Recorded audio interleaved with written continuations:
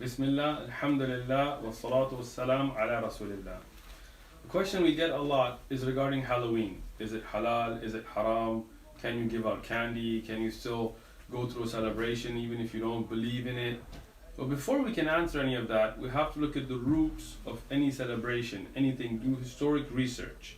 And in it we turn to a book published by the National Geographic Society called An Uncommon History of Common Things. It's from a non-biased perspective, it's not a Muslim perspective, it's not a Christian perspective, just historic research of what we have as common practices today. In it they write about Halloween, that this was of the Celtics of Ireland took this as a sacred ritual called Samhain, honoring Samhain, the Lord of Death. In it, on All Hallows Eve, which was what is Halloween today, October 31st, supposedly fairies and mortals were in closest contacts with the spirit world. And spirits were not benevolent to people, they were harmful to people. So people would make themselves as demons and goblins, wearing animal skins and heads, and made noisy processions to put away the spirits. Druid priests used this as a religious festival. It was intended to drive away evil spirits and to be away from those that were recently dead. After the harvest, sacrifices were made, including animal and human sacrifices, and fortunes were told, and each family carried home a torch with fire to tell the fortunes that were to come.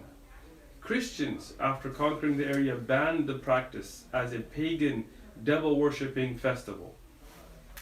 When we look at this, historic roots from a Satan-worshipping, devil-worshipping, druid basis, a religious festival on the 31st of October, then any Muslim, Christian or Jew who follows their faith should not participate in such a festival. Its roots and its current practices of dressing up as goblins and devils and things is rooted in a religious festival celebrating the Lord of Death, Samhain. Knowing the Prophet ﷺ told us in the Sahih Hadith reported by Abu Dawud, "Man tashabbah biqawmin fahuwa minhum." Whoever tries to emulate or resemble a people, he is from them. And in Sahih al-Bukhari, the Prophet ﷺ told us that al-mar'u ma man ahabba, that a person will be with the whom he loves on the Day of Judgment. Imagine being raised on the Day of Judgment with those Celtic druids, those worshippers of shaitan, those people who followed these practices, including human sacrifices on these days. So as a Muslim, as a Christian or Jew, we should not participate. Not by changing its name, not by having trunk or treat, by putting cards or trying to do any of these things. We should do away with such a practice and follow those celebrations that our Prophet ﷺ has taught us. Jazakumullahu khairan.